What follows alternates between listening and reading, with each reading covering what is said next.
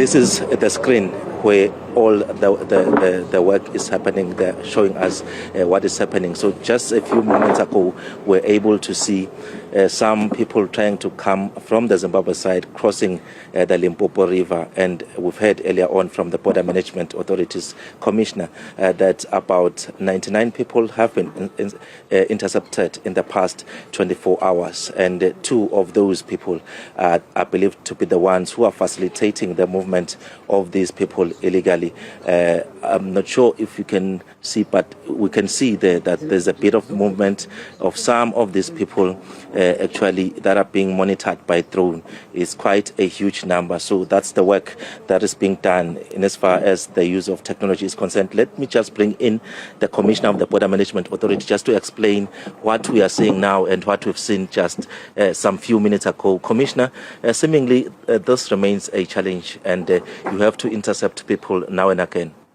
Yeah, no, thank you very much, Mweli. Yes, indeed. As you can see on screen there, we are busy monitoring some of the individuals that have just crossed the Limpopo River through some bit of through some bit of a boat. So in that particular process, we are busy monitoring them as they move. Our response team is actually somewhere inside there. You will see them just intercepting them. So basically, this is how the drone is assisting us, because instead of just doing the patrols on the road, what we basically do is we just monitor them as they come through. Immediately after they exit the banks of the river and they exit from what we call the no man's land, and they ultimately enter our territory, that is the point where we are going to do the interception.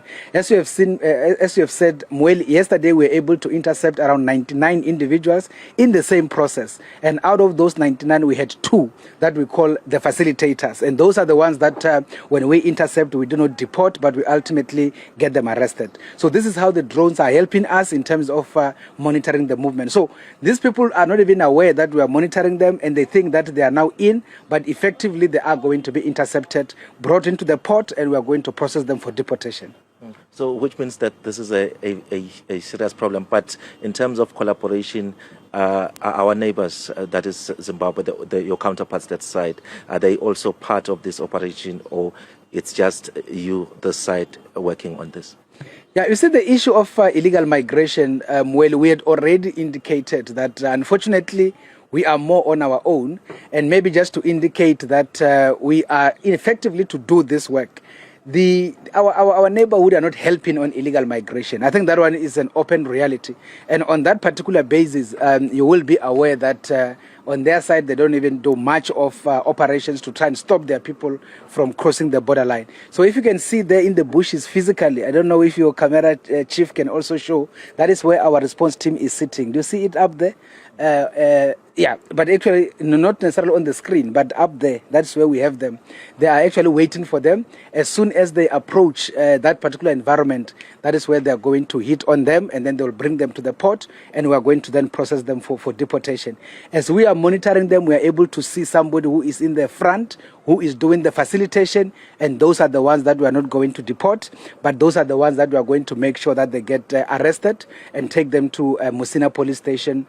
We open a case of aiding and abetting. So basically that is how we do the work. The good thing now is that this drone is no longer just here for festive, is here permanently.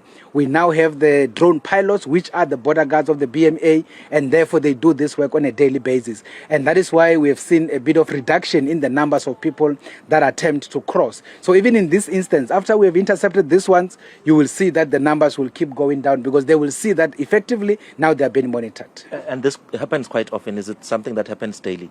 No, definitely. We do have this kind of incidences daily, but the numbers had actually gone down. I mean, remember, the northern border effectively used to lead in as far as the numbers of people that will be attempting to enter the country illegally.